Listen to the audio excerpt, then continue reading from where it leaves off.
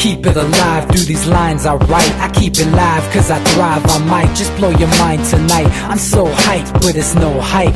From this height, it's direct hits on sight.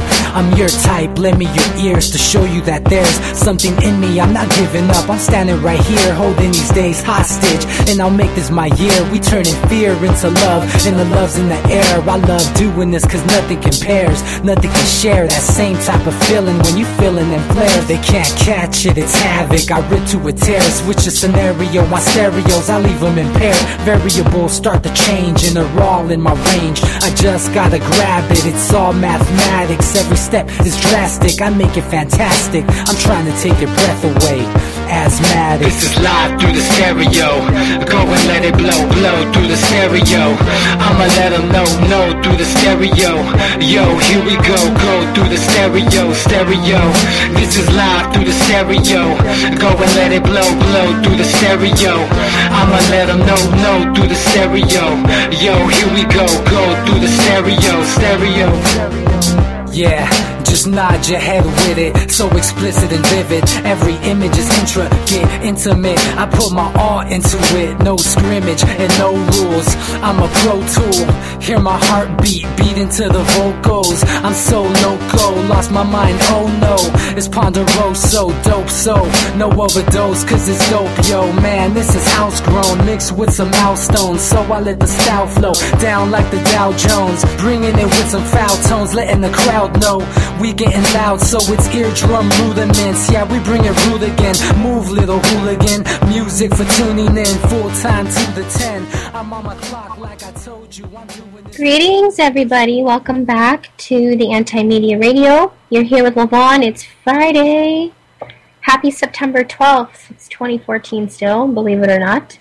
We've had an interesting week. Thanks for joining us again. You can check us out Mondays, Wednesdays, Fridays, same time, same place, ucy.tv.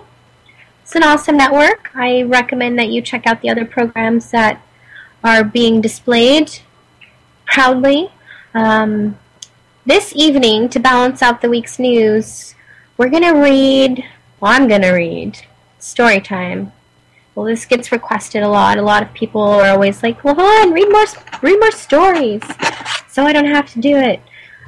Interesting fact: I just heard from my buddy who works in marketing, and he specializes in SEO, and he's a Google partner. He tells me that startling, the average American/human spends about 7 seconds on a web page, so our attention span is very small. So to help you with your short attention span, just kidding, I'm going to read to you a little bit from a book by Desmond Morris called The Naked Ape. He is a zoologist, and he in this book treats us just like the animal we are, and proposes some ideas and shares a perspective that perhaps you haven't explored. So we'll get into this book this evening. We'll see how far we get. And we'll continue, you can continue independently, or we can have another story time coming up sometime soon. So, I'll begin with, first of all, let me say how awesome this is. I have a first edition of this book from 1967. It's super crunchy, and it smells ancient. It's awesome. So I'll try and be nice to it as I read it to you. Here we go. There are 193 living species of monkeys and apes. 192 of them are covered with hair. The exception is the naked ape, self-named Homo sapiens. I said Homeo.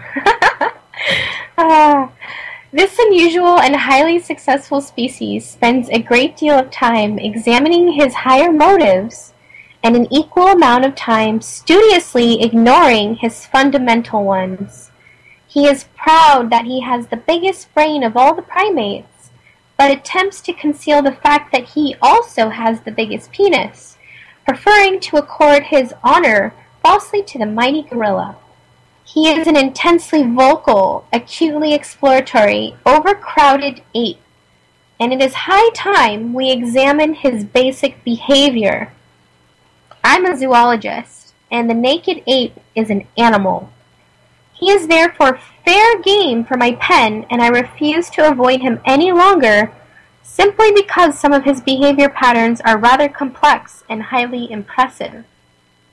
My excuse is that, in becoming so rude, Homo sapiens has remained a naked ape nevertheless. In acquiring lofty new motives, he has lost none of the earthly old ones. This is frequently a cause of some embarrassment to him, but his old impulses have been with him for millions of years, new ones a few thousands at most, and there is no hope of quickly shrugging off the accumulated genetic legacy of his whole evolutionary past. He would be far less worried and more fulfilled as an animal if only he would face up to this fact. Perhaps this is where a zoologist can help. One of the strangest features of previous studies of naked ape behavior is that they have nearly always avoided the obvious. The early anthropologists rushed off to all kinds of unlikely corners of the world in order to unravel the basic truth about our nature, scattering to remote cultural backwaters so atypical and unsuccessful that they are nearly extinct. They return with startling facts about the bizarre mating customs, strange kinship systems, or weird ritual procedures of these tribes, and use this material as though it were of central importance to the behavior of our species as a whole. The work done by these investigators was, of course, extremely interesting and most valuable in showing us what can happen when a group of naked apes becomes sidetracked into a cultural blind alley. It revealed just how far from the normal our behavior patterns can stray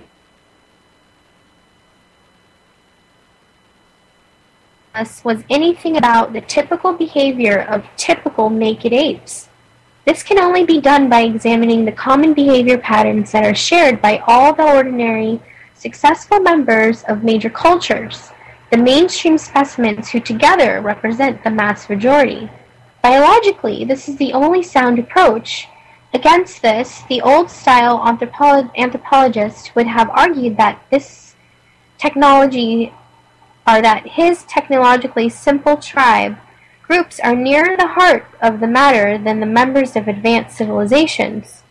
I submit that this is not so.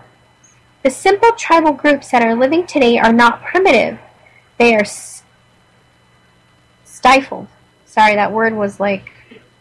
This is a really old book, so I couldn't really see that one there.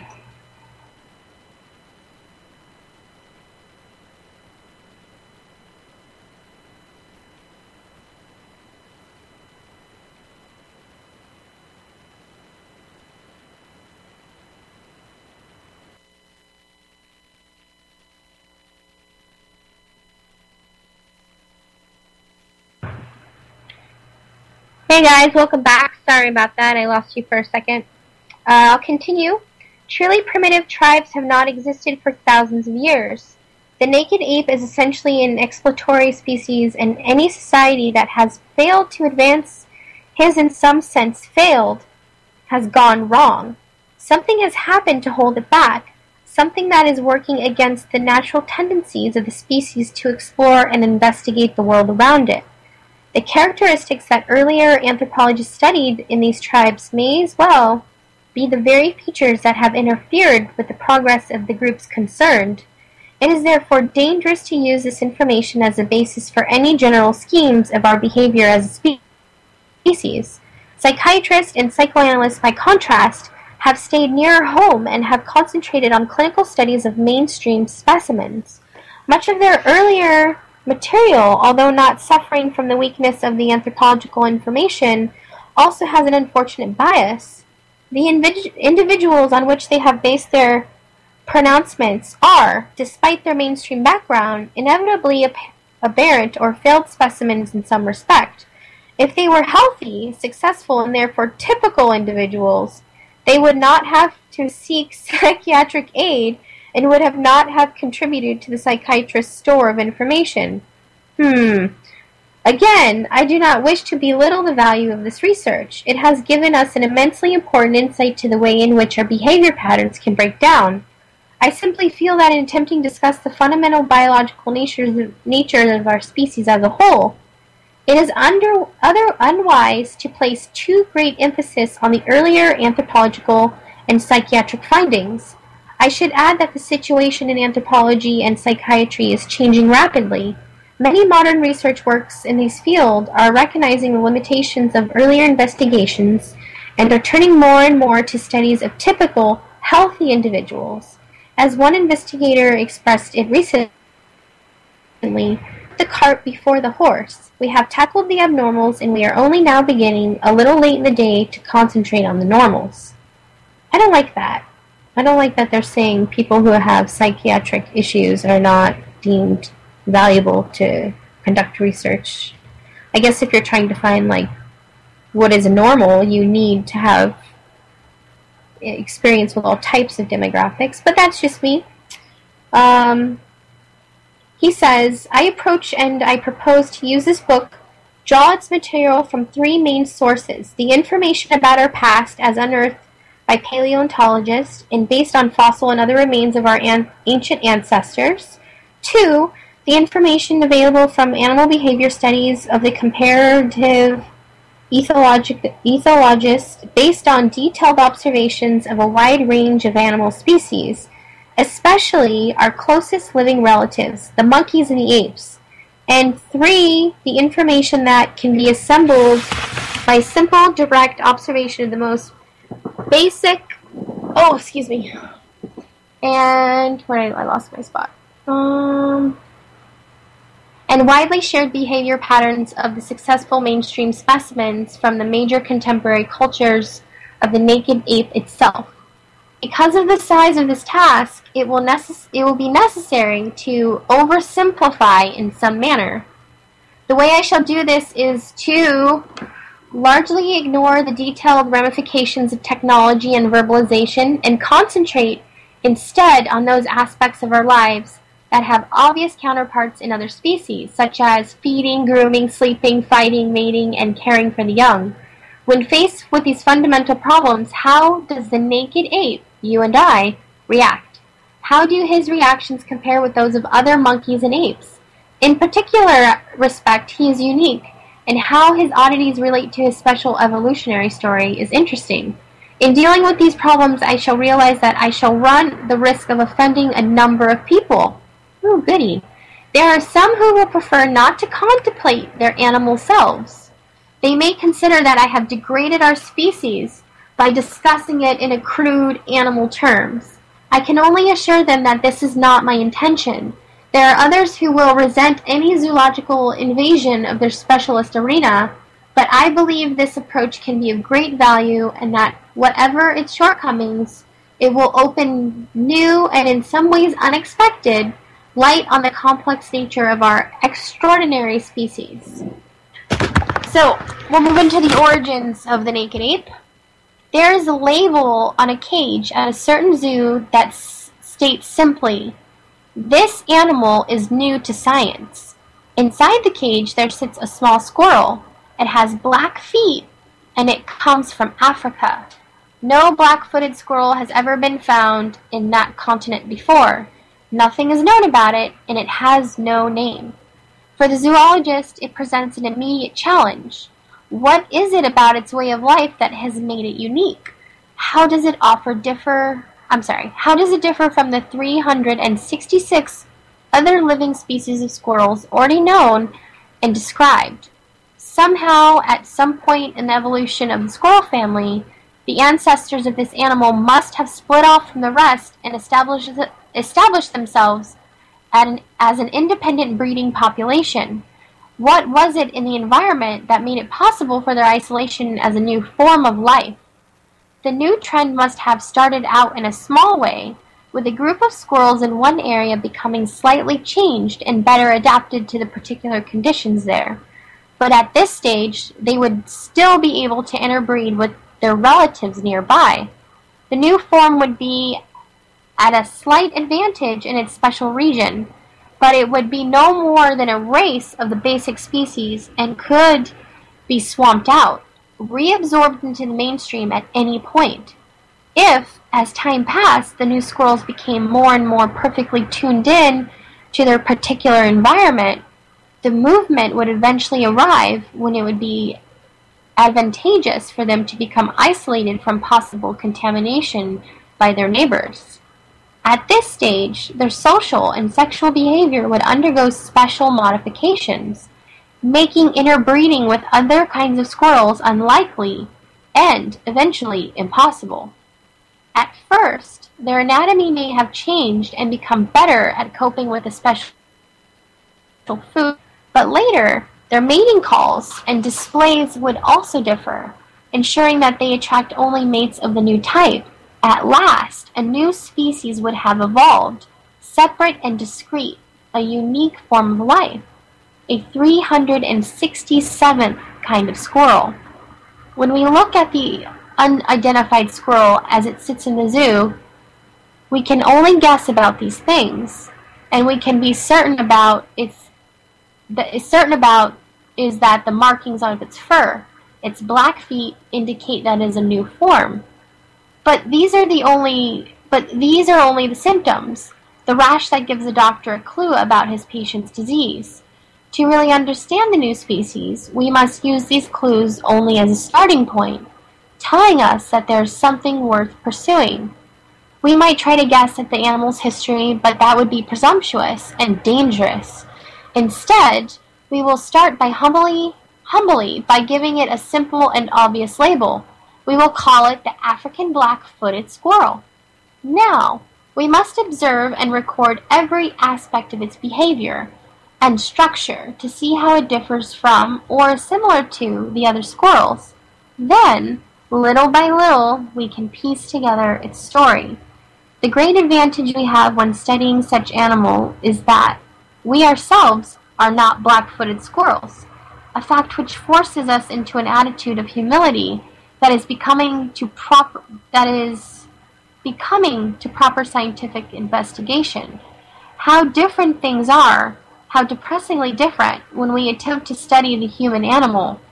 Even for the zoologist, who is used to calling an animal, it is difficult to avoid the arrogance of subjective involvement. We can try to overcome this to some extent by deliberately and rather coyly approaching the human being as if they were another species, a strange form of life on the discussing table, awaiting analysis. How do we begin? As with the squirrel, we can start by comparing him with other species that appear to be the closely related. From his teeth, his hands, his eyes, and various other anatomical features, he is obviously a primate of some sort, but a very odd kind. Just how odd it becomes clear when we lay out in a long row the skins of 192 living species of monkeys and apes, and try to insert a human pelt at a suitable point somewhere in the long line of the series. Whenever we put it, it looks out of place. Eventually, we are driven to position it right at one end of the row of skins, next to the hides of tailless great apes and the chimpanzees and the gorilla. Even here, it is obtrusely different. The legs are too long, the arms are too short, and the feet are rather strange. Clearly, this species of primate has developed a special kind of locomotion, which has modified its basic form. But there is another characteristic that cries out for attention. The skin is virtually naked, except for the conspicuous tufts of hair on the head, the armpits, and around the genitals. The skin surface is completely exposed. When compared with the other primate species, the contrast is dramatic. True, some species of monkeys and apes have small naked patches of skin on their rumps, their faces, or their chests, but nowhere amongst the other 192 species is there anything even approaching the human condition. At this point, and without further investigation, it is justifiable to name this new species the naked ape. It is a simple, descriptive name based on a simple observation. and it makes no special assumptions. Perhaps it will help to keep a sense of proportion and maintain our objectivity.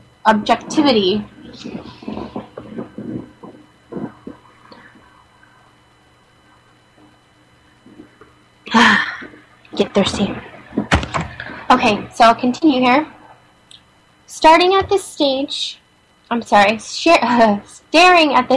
specimen and puzzling over the significance of its unique features, the zoologist now has to start making comparison.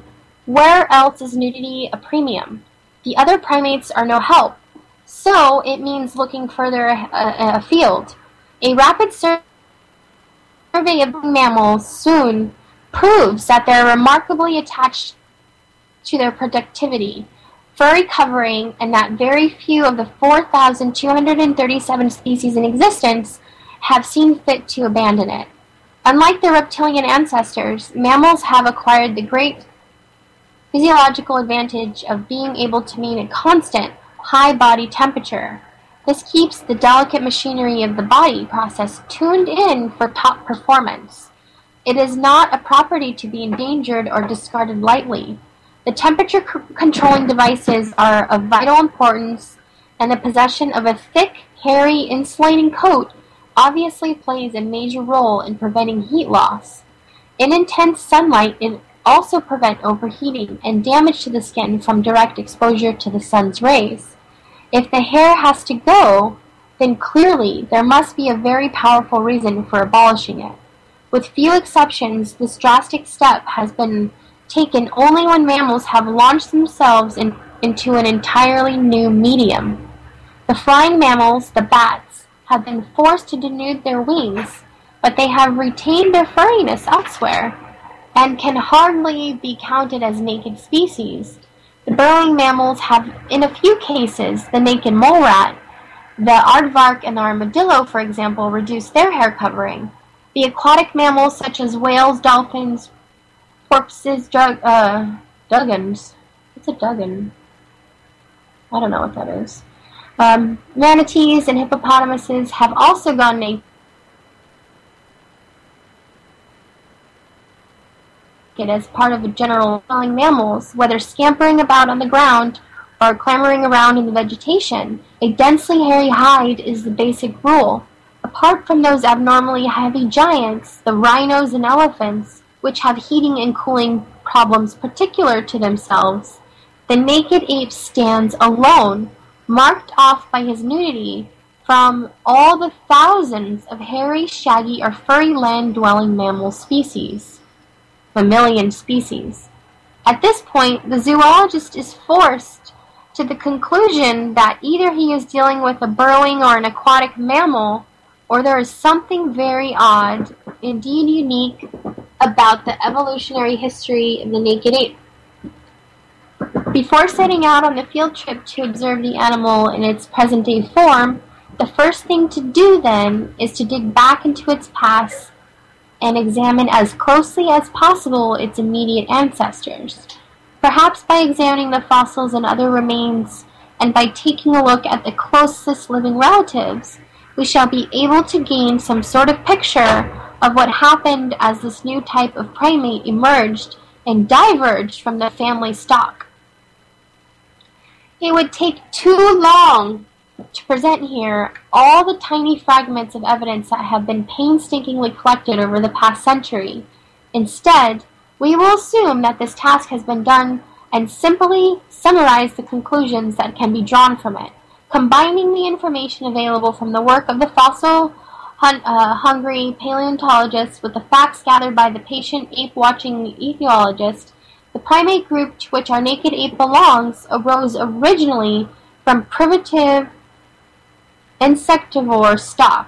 These early mammals were small, insignificant creatures, scuttling nervously around in the safety of the forest, while the reptile overlords were dominating the animal scene. Between 80 and 50 million years ago, following the collapse of the great age of reptiles, these little insect eaters began to venture out into new territories. There they spread and grew into many strange shapes.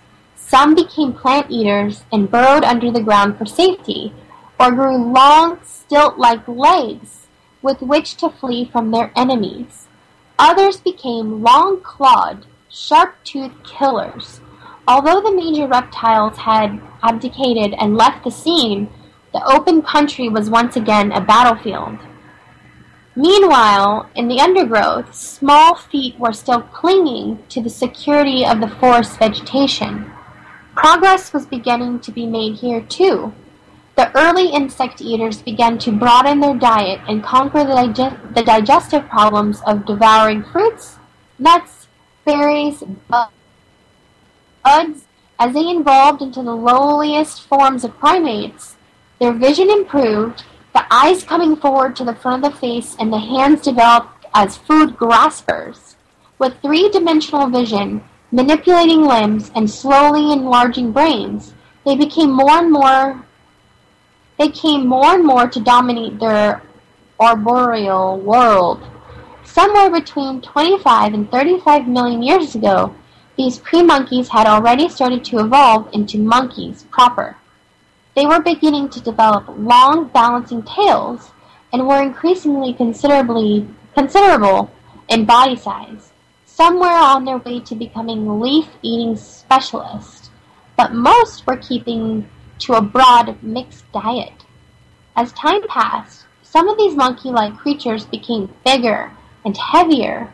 Instead of scampering and leaping, they switched to... what the hey does that say? Brachiating, which means swinging hand over hand along the underside of the branches. I didn't know that. This book is full of information. Their tails became obsolete.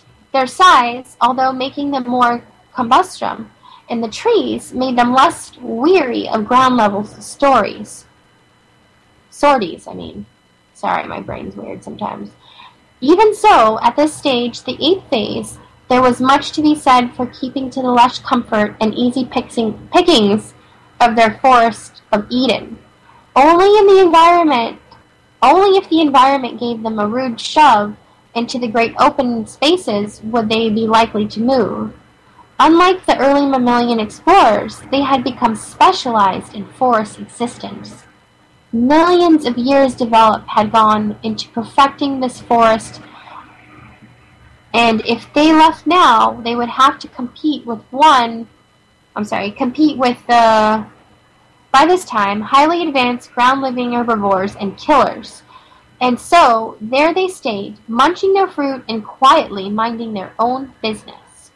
It should be stressed that this ape trend was for some reason taking place only in the Old World.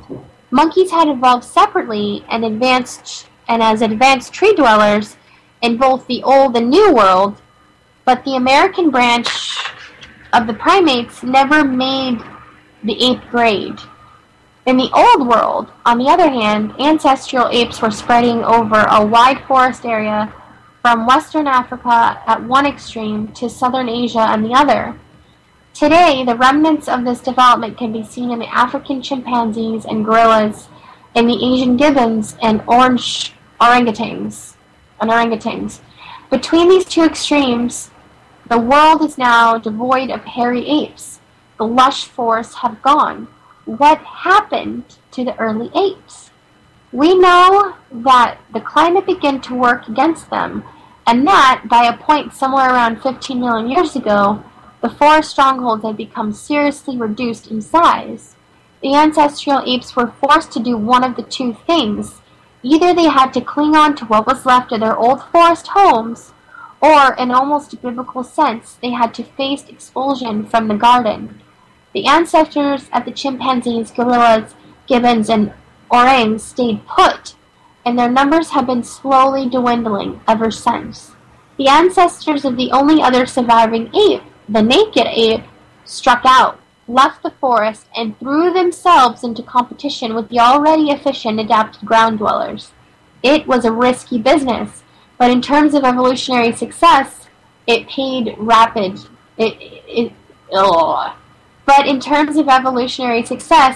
dividends. The naked ape success story from this point on is well known, but a brief summary will help, because it is vital to keep in mind the events which followed if we are to gain an objective understanding of the present-day behavior of the species. Faced with a new environment, our ancestors encountered a bleak prospect. They had to become either better killers than the old-time carnivores or better grazer than the old-time herbivores. We know today that, in a sense, success has been won on both scores, but agriculture is only a few thousand years old, and we are dealing in millions of years. Specialized exploitation of the plant life of the open country was beyond our early ancestors and had to await the development of advanced techniques of modern times. The digestive system necessary for a direct conquest of the grassland food supply was lacking. The fruit and nut diet of the forest could be adapted to a root and bulb diet at ground level, but limitations were severe. Instead of lazily reaching out to the end of the branch for a luscious ripe fruit, the vegetable-seeking ground ape would be forced to scratch and scrape painstakingly in the hard earth for his precious food. His old forest diet, however, was not all fruit and nut. Animal proteins were undoubtedly of great importance to him. He came originally, after all, from the basic insectivore stock, and his ancient arboreal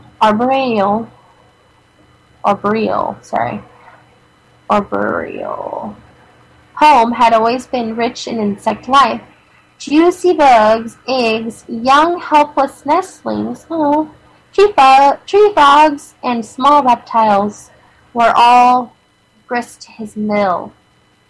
What is more, they pose no great problems for his rather generalized I need a drink. Hold on. I'm twisting my words.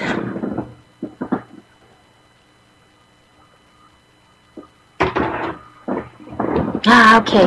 Thanks for bearing with me, guys. So we're talking about digestive systems here. Down on the ground, this source of food supply was by no means absent, and there was nothing to stop him increasing this part of his diet. At first, he was no match for the professional killer of the carnivore world. Even a small mongoose, not to mention a big cat, could beat him to the kill. But young animals of all kinds, helpless ones or sick ones, were there for the taking. And the first step on the road to major meat eating was an easy one. The really big prizes, however, were poised on long, stilt-like legs, ready to flee at a moment's notice, and quite impossible speeds. The protein-laden were beyond his grasp. This brings us to the last 1,000,000 years or so of the naked ape's ancestral history, and to a series of shattering and increasingly dramatic developments. Several things happened together, and it is important to realize this. All too often, when the story is told, the separate parts of it are spread out as one major advance led to another, but this is misleading. The ancestral ground apes already had large and high-quality brains. They had good eyes and efficient grasping hands. They inevitably, as primates, had some degree of social organization, with strong pressure on them to increase their prey-killing powers. Vital changes began to take place. They became more upright, faster, better runners, and their hands became freed from locomotive duties, strong, efficient weapon holders. Their brains became more complex, brighter, quicker decision-makers. These things did not follow one another in a major set sequence. They blossomed together, minute advances being made first in one quality and then another, each urging the other on. A hunting ape, a killer ape, was in the making. It could be argued that evolution might have favored the less drastic step of developing a more typical cat or dog-like killer, a kind of cat ape or dog ape, by simple process of enlarging the teeth and nails into savage fangs and claw-like weapons. But this would have put the ancestral ground ape into direct competition with the already highly specialized cat and dog killers. I'd personally like to be a cat ape. Why didn't I get that upgrade? Not cool, not cool. Let's see. It would have meant that we would be competing with them on their own terms. Oh, alright. And the outcome would have no doubt been disastrous for the primates in question. For all we know, this may actually have been tried and failed so badly that the evidence has not been found. Instead, an entirely new approach was made, using artificial weapons instead of natural ones, and it worked. From tool using to tool making, that was the next step. And alongside this proved hunting techniques, not only in terms of weapons, but also in terms of social cooperation. The hunting apes were pack hunters, and as their techniques of killing were improved, so were their methods of social organization.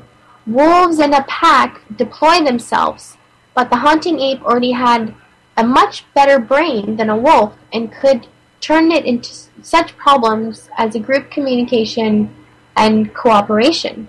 Increasingly complex maneuvers could be developed. The growth of the brain surged on. Eventually, this was a hunting group of males. The females were too busy rearing the young to be able to play a major role in the catching and chasing of prey. As the complexity of the hunt increased and the forays became more prolonged, it became essential for the hunting ape to abandon the meandering, nomadic ways of its ancestors. A home base was necessary, a place to come back with the spoils, where the females and young could be waiting and could share the food. This step, as we shall see in later chapters, has had profound effects on many aspects of the behavior of even the most sophisticated naked apes of today. I call them napes. So the hunting ape became a territorial ape. His whole sexual, parental, and social patterns began to be affected. His old wandering fruit-plucking way of life has faded rapidly. He now has really left his forest of Eden. He was an ape with responsibilities. He began to worry about the prehistoric equivalent of washing machines and refrigerators. He began to develop the home of comforts, fire, wood storage, artificial shelters. But this is where we must stop for the moment, for we are moving out of the realms of biology and into the realms of culture. The biological basis of these advanced steps lies in the development of a brain large and complex enough to enable the hunting ape to take them. But the exact form they assume is no longer a matter of specific genetic control. The forest ape that became a ground ape, that became a hunting ape, that became a territorial ape, has become a cultural ape, and we must call a temporary halt. It is worth reiterating here that in this book, we are not concerned with the massive cultural explosions that followed, of which the naked ape of today is so proud, the dramatic progression that led him in a mere 500,000 years from making a fire to making a spacecraft. It is an exciting story, but the naked ape is in danger of being dazzled by it all and forgetting that beneath the surface gloss, he is still very much a primate. An ape's an ape, a varlet's a varlet, though they may be called a clad in silk or scarlet. Ooh, fancy words. Even a space ape must urinate, he says. Real funny, sir, real funny. I like this guy's voice. It's quite hilarious. I like that he's kind of prudish. But he can be. He knows his stuff. Granted, this book is like 45 years old, but we are here to gather perspectives, right? So only by taking a hard look at the way in which we have originated, and then by studying the biological aspects of the way we behave as a species today, can we really acquire a balanced, objective understanding of our extraordinary existence. If we accept the history of our evolution as it has been outlined, then one fact stands out clearly, namely that we have arisen essentially as primate predators. Amongst existing monkeys and apes, This makes us unique, but major conversions of this kind are not unknown in other groups. The giant panda, for instance, is a perfect case of the reverse process. Whereas we are vegetarians turned carnivores, the panda is a carnivore turned vegetarian. And like us, in many ways, an extraordinary and unique creature. The point is that a major switch of this sort produces an animal with a dual personality. Once over the threshold, it plunges into its new role with great evolutionary energy, so much so that it carries with it many of its old traits. Insufficient time has passed for it to throw off all of its old while it is hurriedly donning the new ones. When the ancient fishes first conquered dry land, their new terrestrial qualities raced ahead while they continued to drag their old watery ones with them. It takes millions of years to perfect a dramatically new animal model, and the pioneer forms are usually very odd mixtures indeed. The naked ape is such a mixture. His whole body, his way of life, was geared to a forest existence.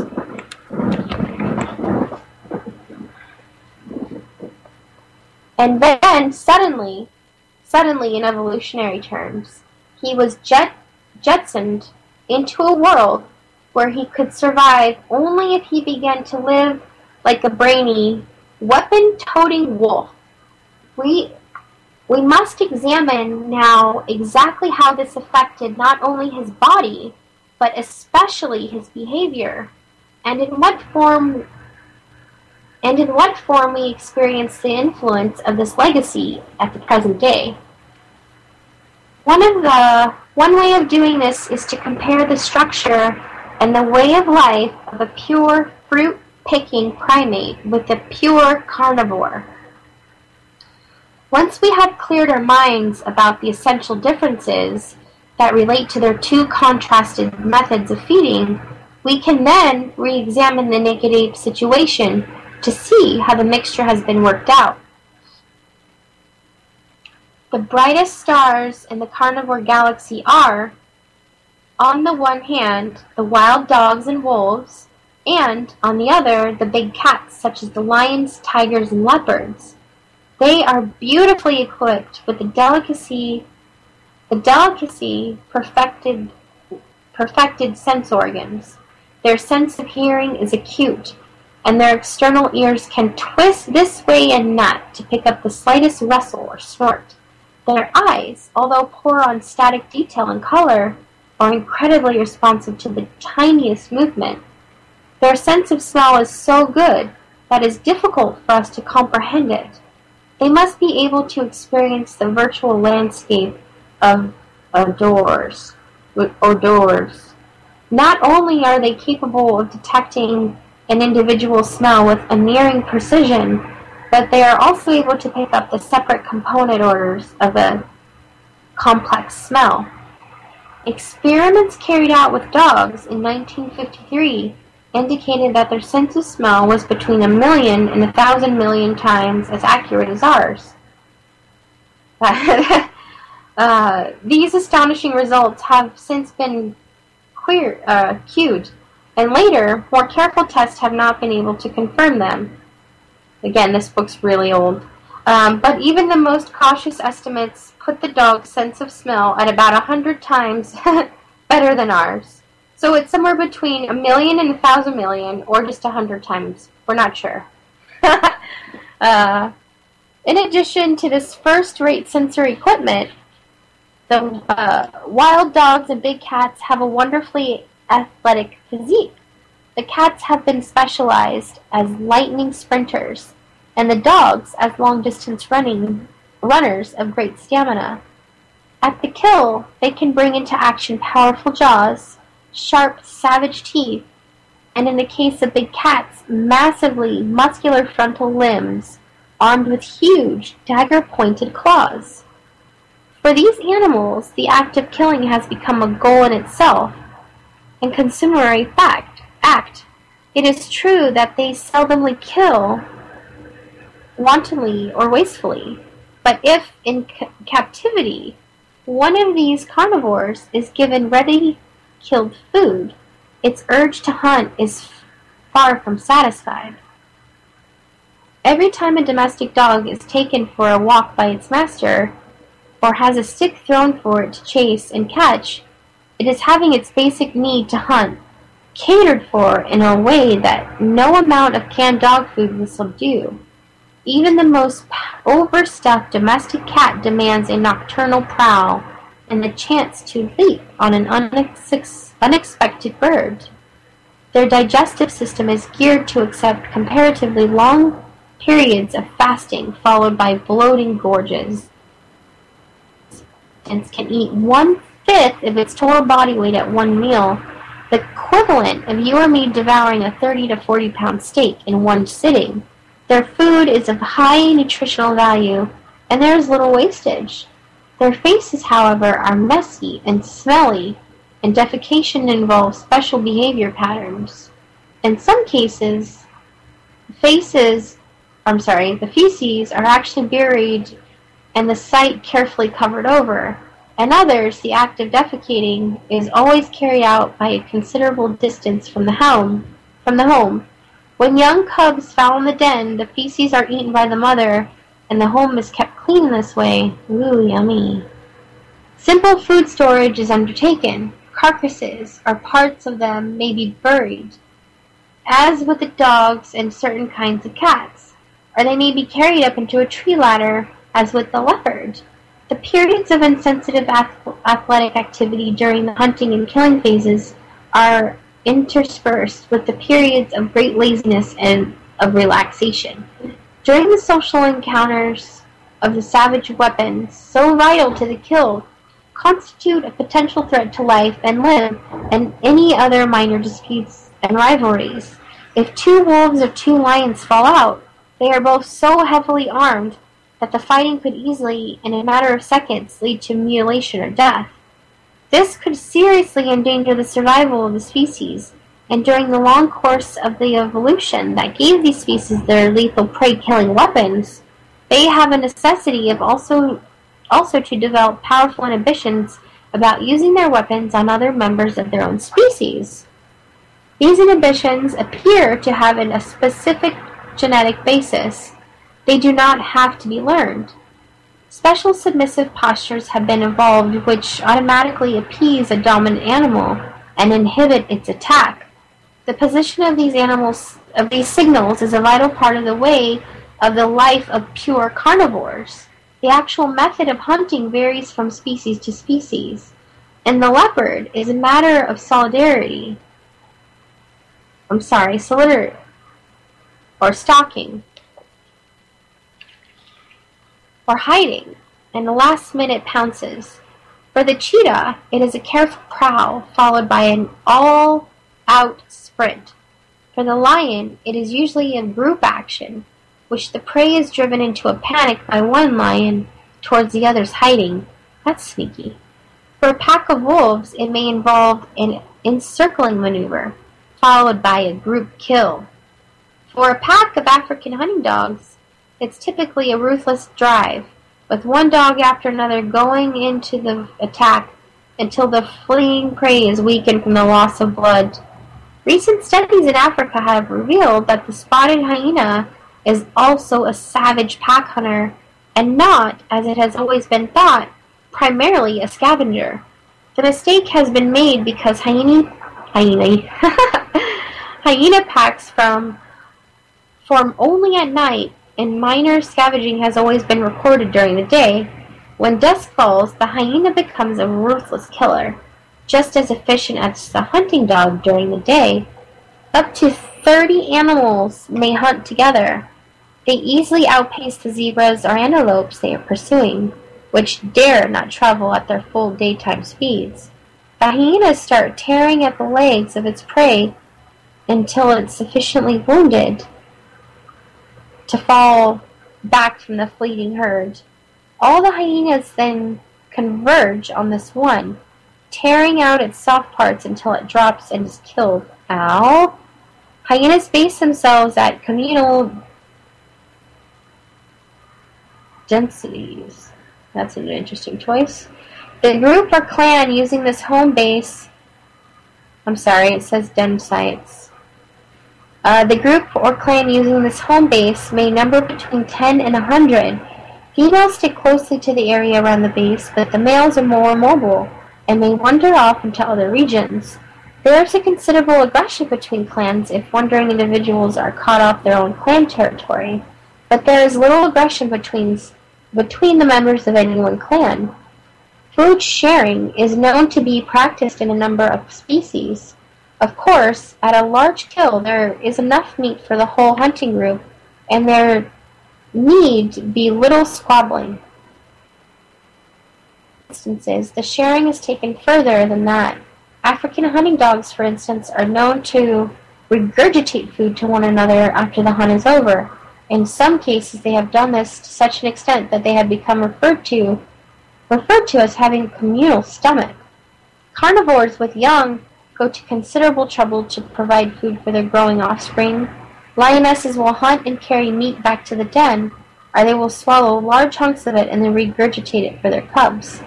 While lions have occasionally been reported to assist in this matter, but it does not appear to be a common practice. Male wolves, on the other hand, have been known to travel up to 15 miles to obtain food for both the female and her young. Large meaty bones may be carried back for the young to gnaw, or hunks of meat may be swallowed at the kill and then regurgitated at the entrance to the den. These, then, are some of the main features of the specialist carnivores as they relate to their hunting way of life. How do they compare with those of the typical fruit-picking monkeys and apes? The sensory equipment of the higher primates is much more dominated by the sense of vision than the sense of smell. In their tree-climbing world, seeing is far more important than smelling, and the snout has shrunk considerably, giving the eyes a much better view. In searching for food, the colors of fruits are helpful clues. And unlike the carnivores, primates have evolved good color vision. Their eyes are also better at picking out static details. Their food is static, and detecting minute movements is less vital than recognizing subtle differences in the shapes and texture. Hearing is important, but less so than the tracking killers, and their external ears are smaller and lack the twisting mobility of those of the carnivores. The sense of taste is more refined, the diet is more varied, and the high-flavored. There is more to taste. In particular, there is a strong positive response between two sweet-tasting objects. The primitive physique is good for climbing and clambering, but is not built for high-speed sprinting on the ground, or for lengthy endurance feats. This is the agile body of an acrobat rather than the body frame of a powerful athlete. The hands are good for grasping, but not for tearing or striking. The jaws and teeth are reasonably strong, but nothing like the massive clamping, crunching apparatus of the carnivores. The occasional killing of small, insignificant prey requires no gargantuan effort. Killing is not, in fact, a basic part of primates' way of life. Feeding is spreading out through much of the day.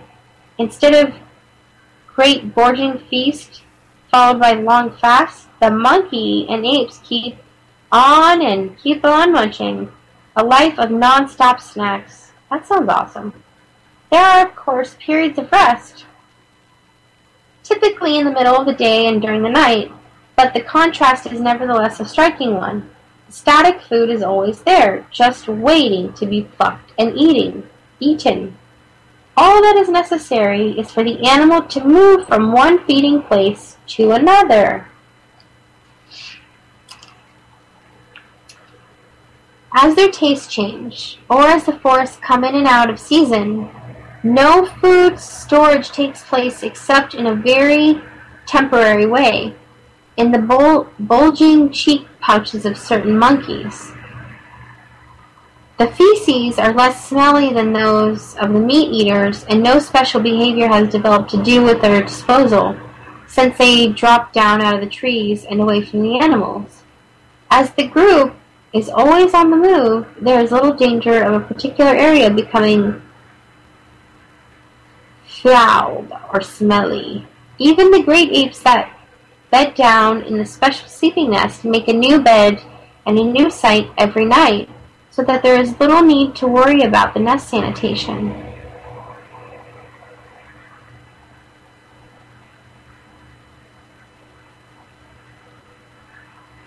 Because of its static nerve nature and abundance of the food, there is no need for this primate group to split up and search for it.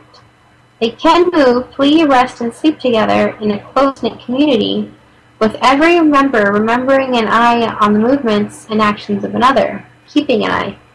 Each individual at any one moment have a reasonably good idea of what everyone is doing. This is a very non-carnivore procedure. Even in those species of primates that do split up from time to time, the smaller unit is never composed of a single individual. A solitary monkey or ape is a vulnerable creature. It lacks the powerful nature weapons of the carnivore, and in isolation fails to easy prey of the stalking killers. The cooperative spirit that is present in such pack hunters as wolves is largely absent from the world of primate. Competitiveness and dominance is in order to his day. Competition is the social hierarchy, of course, present in both groups, but less tempered by cooperative action in the case of monkeys and apes. Complicated, coordinated maneuvers are also necessary. Sequenced of feeding actions do not need to be strung together in such a complex way. The primate can live much more from minute to minute, from hand to mouth. But the primate's food supply is around it for the taking. There is little need to cover great distances. Groups of wild gorillas, the largest of the living primates, have been carefully studied and their environment traced so that we know that they have traveled on the average about a third of the miles a day. Sometimes they move only a few hundred feet. Carnivores, by the contrast, must frequently travel many miles on a single hunting trip. In some instances, they have been known to travel over 50 miles on a hunting journey, taking several days before returning to their home base. This act of returning to a fixed home is typical of the carnivores, but is far less common among the monkeys and apes. True, a group of primates will live reasonably clearly defined homes, but at night will probably bed down wherever it happens to end up in its day. It will get to know the general region in which it lives because it's always wandering back and forth, but it will tend to use the whole area in a much more haphazard way. Also, the interaction between one troop and the next will be far less defensive and less aggressive than is the case with the carnivores. A territory is, by definition, a defended area, and primates are not, therefore, typically territorial animals. A small point, but one that is relevant here, is that carnivores have fleas, but primates do not.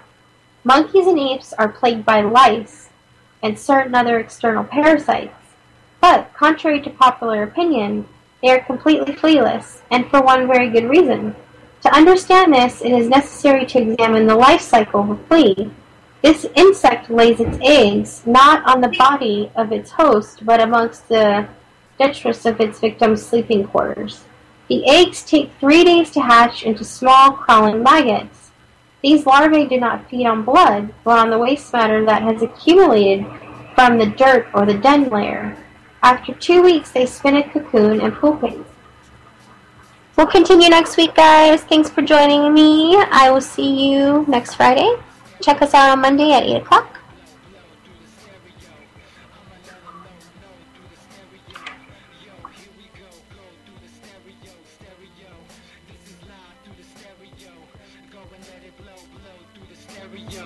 I'ma let them know through the stereo. Yo, here we go through the stereo.